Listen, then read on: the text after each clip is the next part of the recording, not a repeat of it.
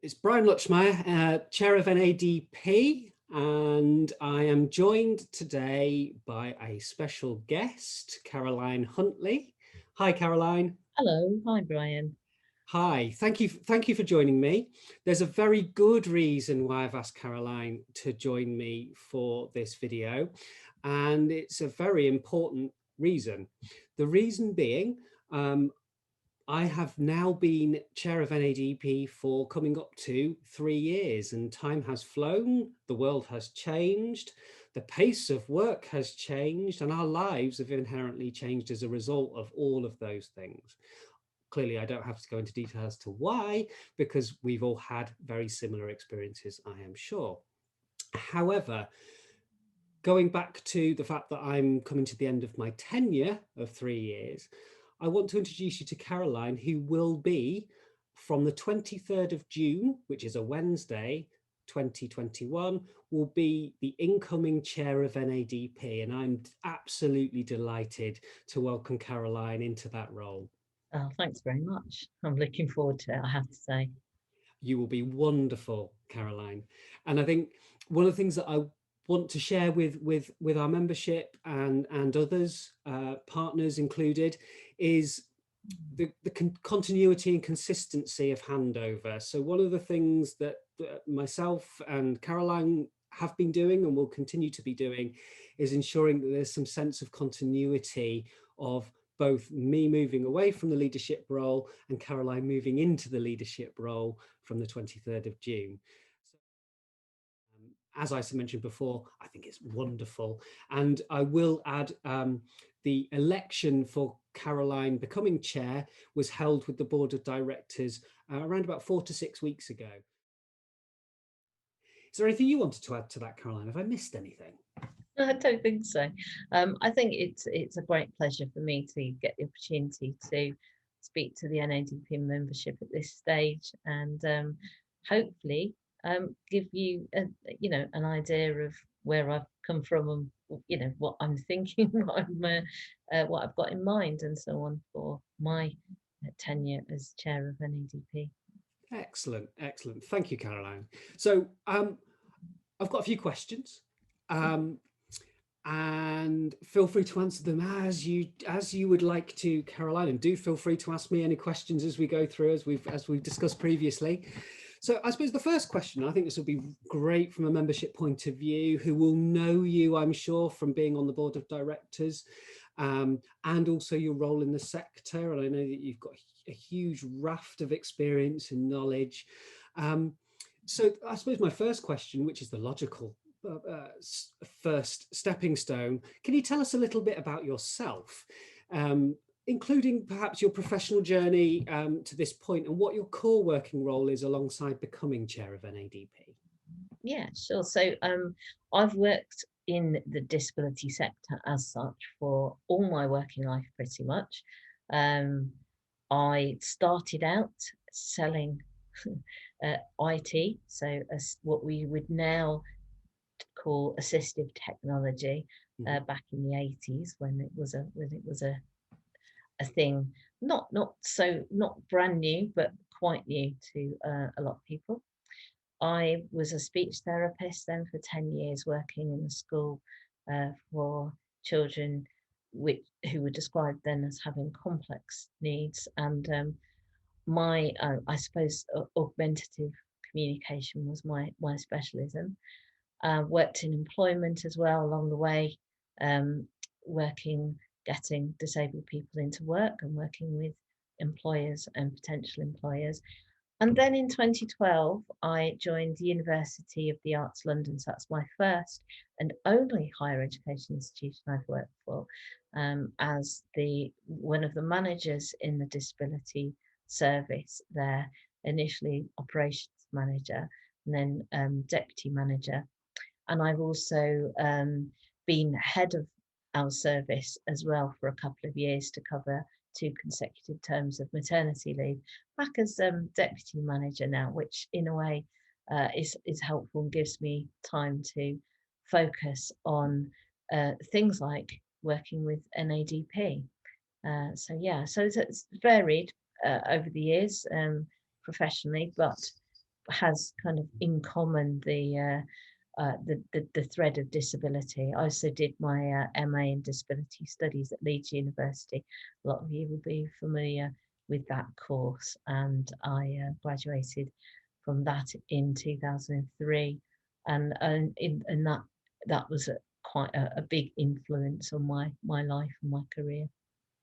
So if you don't mind me asking, was that quite an organic kind of journey for you professionally, or was that kind of part of a focused journey for you?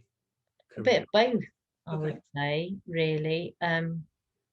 So the kind of early work I did in AT and employment work was kind of what was available, I suppose. You know, I didn't, as a disabled person myself, I went to through special education, as it was in the sort of 70s and 80s, and didn't sort of specifically think, well, I'm going to come out and work in the disability sector, but that's what was available. So yeah, so I started out, but then realized that actually that was quite helpful to me. So I did work first and then went back into education, and originally studied psychology, which I thought, well, that's nice, but I'm not sure that I'm going to get a job. I needed to work. So I swapped over to speech and language therapy because it gave me quite a specific professional goal. And of course, much of what is done, but not all, in that kind of sphere is with disabled people. And that's where I sort of naturally felt I fitted at that time. So yeah, I guess, you know, it all sort of, and then later it has been a much more deliberate, focused path to stay in that sector, and wanted to actually be part of the higher education sector for quite a long time, and so achieved it quite a lot later than I had intended to. But there you go, you know, 2012, that's fine. It's been 9 years now. Yeah, time flies. Yeah, it does. What's really interesting, you mentioned about kind of going through special education in the 80s, and clearly from that comment you have lived experience Yeah. around disability, and it would be remiss of me not to ask you the question in terms of how you self-identify in terms of need. I think that might Yeah. be a really useful question, I think, based on my experience of working with you, but also from a membership point of view. So yeah, in terms of identity, I identify as a disabled person. I'm quite happy to identify as a blind person as well. In terms of need, I am a Braille user. I'm also a guide dog owner. I'm also I use assistive technology for pretty much, you know, everything. So yeah, that those are fairly sort of important and key factors in terms of day-to-day living. Yeah.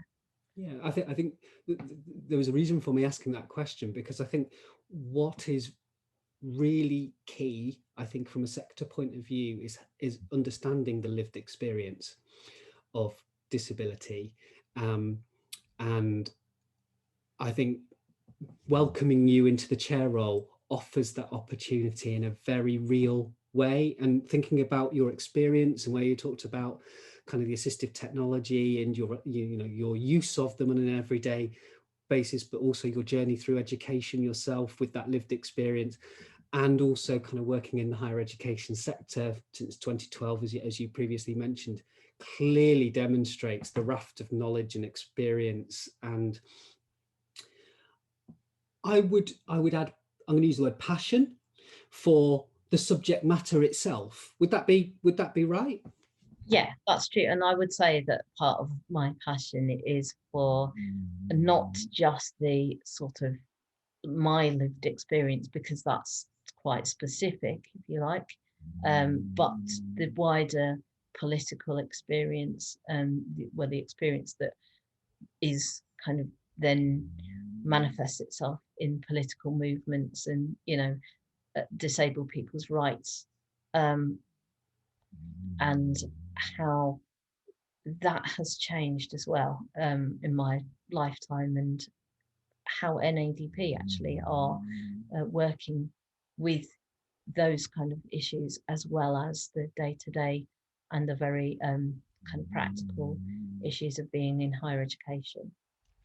Absolutely. And, you know, those two things go hand in hand, don't they? That's the balance between the impact of decision making from a government-led point of view, and also the element of, okay, well, let's be sensible about that. What is right and what is equitable and what is fair and what is reasonable, but also enabling the voice, if you like, to be part of the discussion, rather than this top-down approach of this decision has been made, therefore it doesn't matter what the impact is, just get on with it. And I think that's where the element of NADP as an organisation over the 22 years that we've existed has grown alongside the, you know, the equality and diversity arena, if you like, but very specifically around disability and inclusion in terms of our aims. And I think, you know, the strength of voice that we have as NADP, and when I say NADP, I'm sure you'll agree with me, Caroline, NADP is a whole. It's the sum of the board of directors, the office, our entire membership is NADP. So it's the strength of that voice that has led to very positive influence in decision making at the government level. So that political aspect that you mentioned, I think, is hugely part of what we do, and I think hugely part of which I think is really exciting for you coming in with your perspective and moving that agenda forward over the next 3 years as well. Yeah. You know, part of what I'm really looking forward to is the wider collaboration with NADP, working with the sector, and, you know, those close ties that we have built up over the time. And you will have seen, I think, a lot of change in that area, as well as people coming together and sharing what is important to them in terms of their organisations, and, you know, things like the leadership group and so on, and the strides that have been made there in terms of making sure disabled people are heard. Relationships that we have sustained and built on are ones of trust, are ones of trusting knowledge and expertise and knowing where to look if you need some specialist advice and input. And that's inclusive of us as NADP. Sometimes we don't know everything, but we will go to those that might be able to inform us much better because they have a specialist point of view. And I think that's one of our strengths, and a strength in kind of sometimes knowing where your limitations are is a strength in itself. And I think that's one of the areas where we have not only grown, but I would say, dare I say it, matured, I think, in that sense as an organisation. Yeah, and recognising as well that a lot of our members also have interests or membership in other organisations as well. So, you know, they can bring us their sort of perspective as individual members too. So yeah, it's a broad base, and I think that's the thing about disability. From certainly even from when I, you know, finished my formal education in disability, if you like, in 2003, the perspective has changed, and we are understanding that the needs of a lot more people are captured in sort of disability, the title of being a disabled person. And, you know, I've done various bits of work as well over the years, as well as my kind of paid work, if you like. But one of them was working with ACAS, the Conciliation Service, the National Conciliation Service, to work with the Equality Act when that was coming in, and help people to understand what that might mean for them in employment and education in particular, but particularly employment, because that's where ACAS fly. But yeah, so those sorts of things over the years have helped me to understand about the kind of breadth of and kind of depth, if you like, of the experience of disabled people in the UK. What inspires you in everyday life, Caroline? Like, it could be personal, it could be professional, but what really kind of is that trigger that kind of gets you going? In terms of professional, I think my colleagues, the people I work with on a day-to-day basis at University of the Arts London, definitely, and also, you know, some of the things that are out there. So much out there you can access now, you know, blogs and information from people. Obviously, you have to sort of wade through and find the ones that speak to you, but that you know, that's a good source of finding inspiration. Also, I trained. I'm a trained coach and I practice as well. So I'm inspired by the kind of underpinning values of coaching, and I also trained as a mediator, and though the kind of values that underpin both of those things, and I should say a transformative mediator, which hopefully means something you can imagine what it is anyway. It's less formal and more working with people where they're at. So that those things certainly sort of impact on my values. And on a personal level, I listen to a lot of music and can be inspired by things that I hear. I read a lot of books and can occasionally be inspired by them if they're not a sort of you know, basic tragic novels. So I don't read these days so many disability related books, and perhaps that's what I should kind of get back into, you know, non-fiction. But obviously have done over the years. So yeah, there are lots of things. I mean, just, you know. So what would be, you mentioned music, what would be your favorite go-to piece of music or album?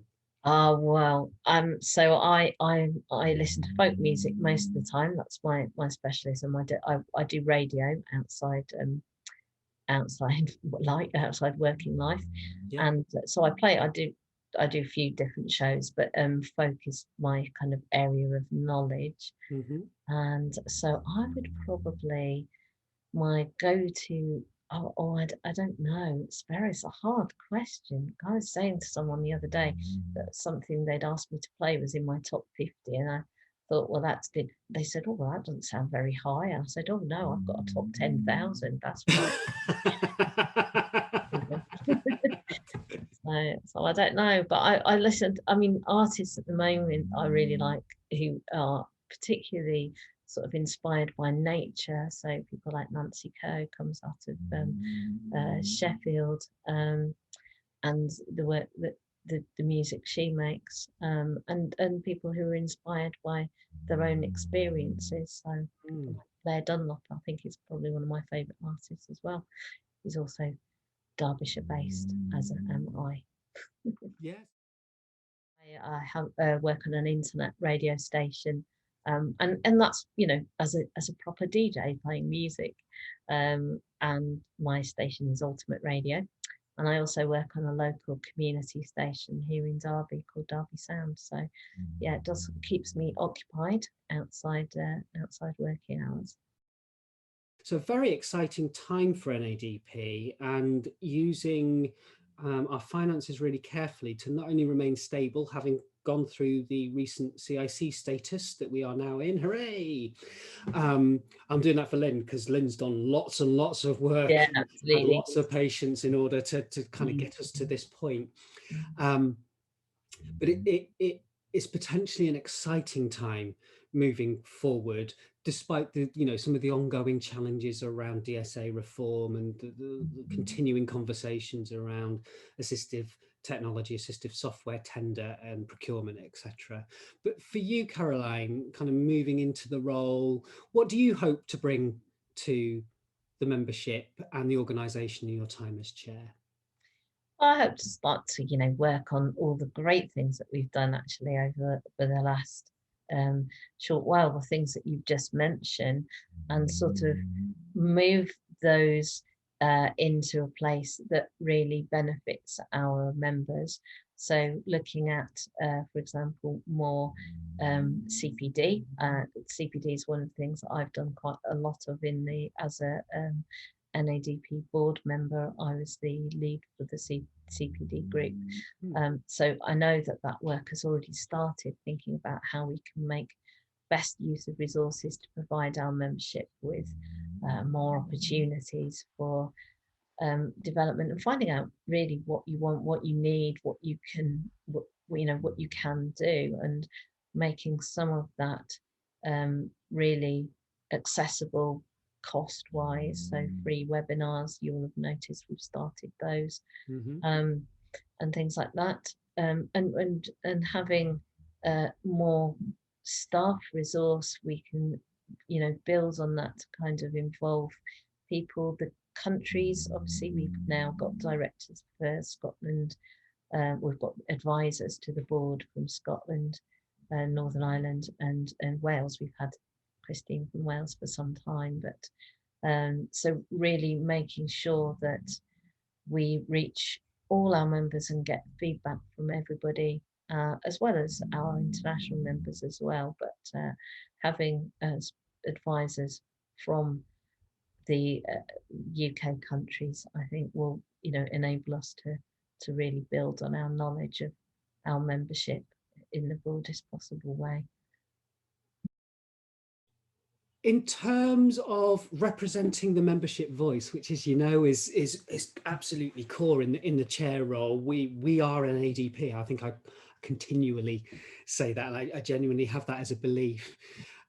What are there any particular aims that you want to achieve in your role over the next 3 years? And I was thinking about particularly things whereby we're continually influencing the DSA reform process.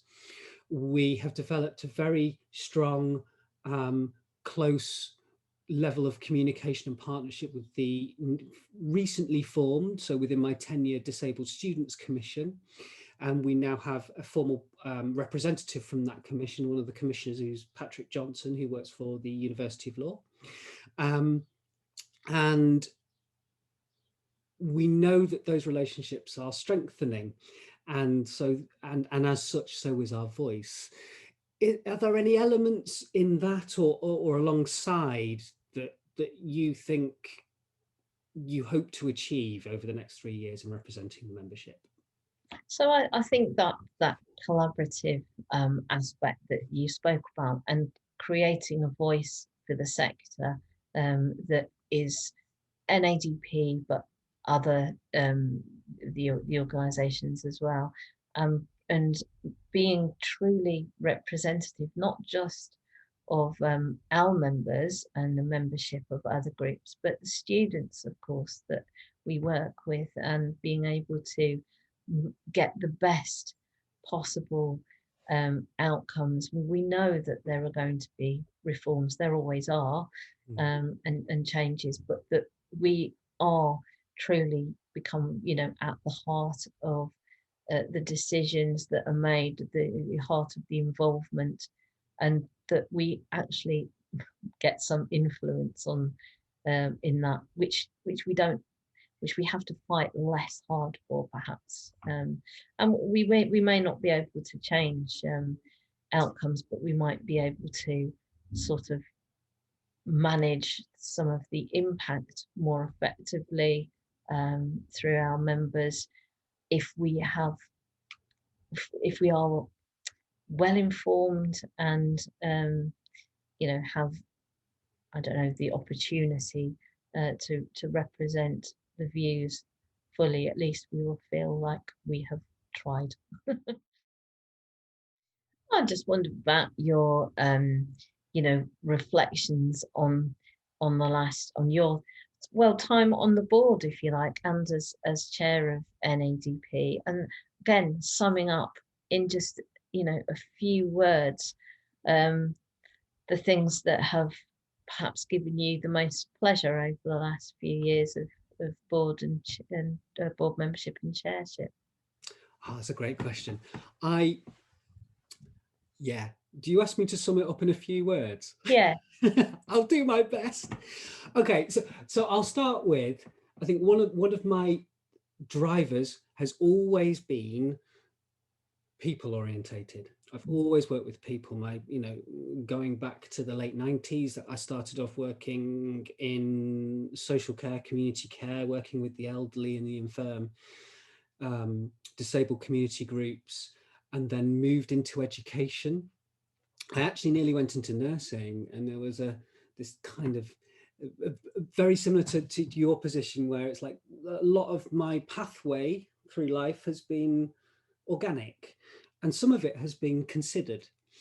The organic part was actually, I stumbled working into education and ended up working at a pupil referral unit, working with young people under the age of 16, actually, who were at risk of being excluded or permanently excluded from mainstream schooling. So that was my kind of first role in education, and it was an eye-opener on many levels, but actually gave me inspiration that was unexpected, if that makes sense. It was moving from, I love working with people, to I very much like working in education and working and understanding people's individual growth, and also thinking about what are the aspects that need developing or need reflection. Loved all of that, and I have to say my whole time working through education has been a growth process. My time with NADP has just been wonderful, and it would be wrong of me to think that as a director, being on the board on and off over a number of years, and also being chair for 3 years, that it's me that's given NADP something. I don't believe that at all. I think NADP has given me much more than I've been able to give back. And I think that's, some of that is tangible, some of that's around professional development, some of that is about the connections and the collaborations and the relationships and the fun. Actually, the fun that I've had over the years has been immense, whether that's at conferences, at our directors' board meetings, and they're not always fun, I have to say, the board meetings, because sometimes they can be challenging, but for the right reasons. And yeah, and I was thinking, and you mentioned this earlier, actually, and you said, I think you asked me, you mentioned about the last, it might have been the last physical conference that we did. So this It is was 2 years ago. 19, yeah. And on the second day, I sang to the delegates "Don't Stop Me Now" by Queen. I know I'm thinking back and I'm thinking, oh, why did I do that? But my recollection, you may be able to recall this better than I, Caroline, was I was reflecting on the night before, whereby we had music and people were dancing and the song played, and as soon as the song played, I looked around and there was just joy on people's faces around me, and there was something about a moment for me that kind of tied everything together. And I think there is something special about the relationships that NADP has, not only out there outside of NADP, but as a core membership, in terms of it is a safe environment, it's a nurturing environment, it's an environment of growth, it's an environment of shared learning, it's an environment of listening and actively listening, and it's an environment of representation that I believe at my core has been there from the time that I heard about NADP. And many years ago, Nicky Martin, who was the former chair of NADP, co-opted me onto the board in, might have been 2008, something like that. Nicky will remember better than I. And I've never looked back. And from that moment onwards, I felt like I belonged. And it's an organisation that I hold very clear in my heart and my mind moving forward. And one of the things I will say, and you'll know this, Caroline, is not only am I stepping down as chair from the 23rd of June, but I have also decided to step down as a director from NADP. Now, I will add, that's not me walking away from NADP. I absolutely want to continue to have close links with NADP, do work, deliver, be part of the membership and be active in the membership. And one of the directors mentioned, I think in an email, that they described me as being on the end of a piece of elastic, which made me giggle. And I thought, yeah, okay, that makes sense. I'm tethered either way, and not reluctantly either. That's something that I truly believe, and I wanted to kind of share that, I think, in this conversation. I'm not going to run off. I'm continuing to work with diversity and ability and working as an HE partnerships and inclusion lead with a focus on assessment centres. So I'm really looking forward to working with assessment centres nationally over the next, well, I'm going to say years, a few years at least. So in doing so, I will still be working very actively in the sector and will be working with NADP closely over that period of time. So do keep in touch with me as you would like. Yeah, I just wanted to say thank you for that, and thank you for the welcome. And I am delighted to be chairing this organisation that I very passionately believe in, and looking forward to meeting as many members as possible, online and in person. And also to say thank you to you, Brian, for all the time and energy you've given to NADP as chair and as board member, and as member too. And I know you'll carry on being a member, but yeah, over the last quite a lot of years, by the sounds of it. It's been an absolute pleasure. And I would say, you know, I've mentioned the board of directors. I think the office team have been absolutely core in a lot of the drives and changes. And we mentioned CIC status, and I know it's only taken as a fleeting amount of this particular chat, but it's been a huge piece of work from the office over a long period of time. And I think special credit, I think, to the office team to maintain not only our flow of work over the past 3 years, but also support myself and the board of directors in that process, and the membership. With the board of directors, I think we've got a fabulous board of directors and a diverse board of directors that's cohesive of managers in services, practitioners. We've got a couple of directors who have years and years and years of experience and knowledge in the sector, and we've got practitioners who are there working directly with students, disabled students, on a daily basis. So the diversity of our board, I think, is an excellent one in representing our broad membership as well. And I just think, Caroline, you're moving into the next 3 years with, I think, a very solid platform and a solid environment of nurturing support around you, if that makes sense. Yeah, it definitely feels like that for sure. And I'm very much looking forward to it. I will bid you farewell as chair of NADP to our members. As I said, I'm not running off into the hills, although I do live quite near hills. I could run off into the hills quite physically. However, literally, I'm still going to be around. I'm working actively in the sector. I've got some kind of creative projects that I'd love to collaborate on moving forward, and I will be in touch with membership associated with those things, because I think there's some wider collaboration that can happen. So I'm quite excited about my time and also achieving a little bit of work-life balance for me for a little while at least. So without further ado, I'm going to bid you farewell. Thank you for listening. Hope to see you all soon. And I'm pretty sure you'll be meeting Caroline at some point more directly in a face-to-face scenario. Who'd have thought it, Caroline, that I'd be saying that after the last couple of years? But I'm sure you're looking forward to that as well, are you? Yeah, I'm very much looking forward to meeting you all in person and online, because there will be people who prefer to remain online, and that's fine too. Absolutely. Absolutely. Thank you so much. Take care all. Stay safe. Look after each other and yourselves. Goodbye. Bye bye.